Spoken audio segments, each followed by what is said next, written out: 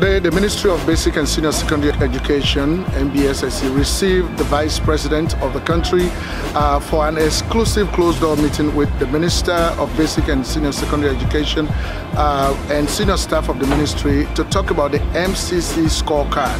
In that meeting, the Vice President declared that the Minister of Basic and Senior Secondary Education is the shining star of this government.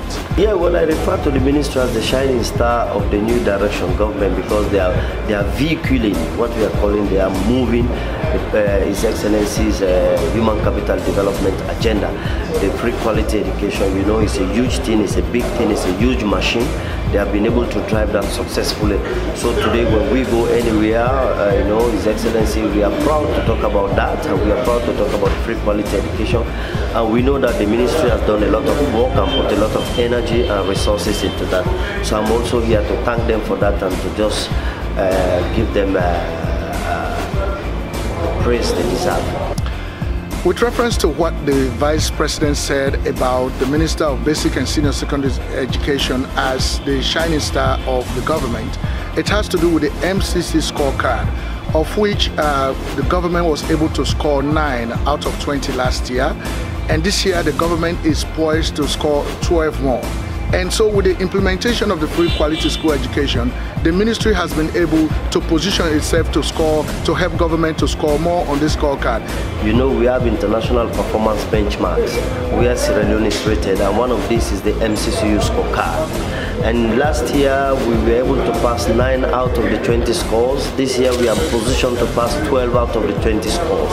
And within that scorecard, the Ministry of Basic Education has got 2 of the scores. So we are here today to discuss them.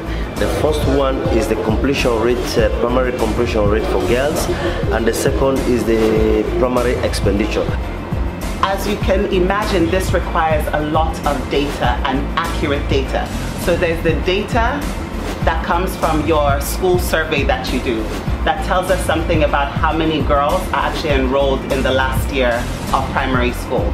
Then there's the broader statistics that Statistics of Sierra Leone is collecting, which is data around your population of girls at that age. Now, Sierra Leone, we used to do it in November, but by November our Becker result will not be out.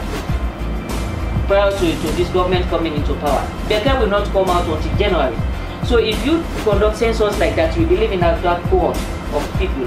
So we decided that, okay, the best time for Sierra Leone actually for us to embark on this data collection will be March.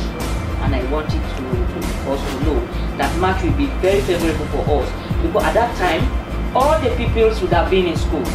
As the minister said, we have challenge now, we are in the field, MBSSE, we have taken it, and the culture of this country, some schools, the moment they sit examination, they don't go to school anymore.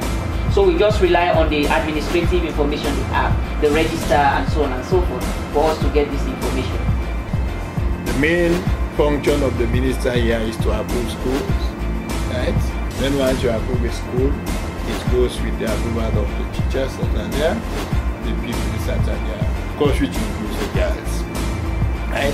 And for government, it involves the payment of the subsidies for the girls, as well as the examination. So, but for the schools, in terms of infrastructure, for me to be able to approve, I said we need to devise a system where we'll be able to visually look at the structure itself. So the census that we conducted last year and this year gives us the opportunity as a minister to look and see the school that we're talking about.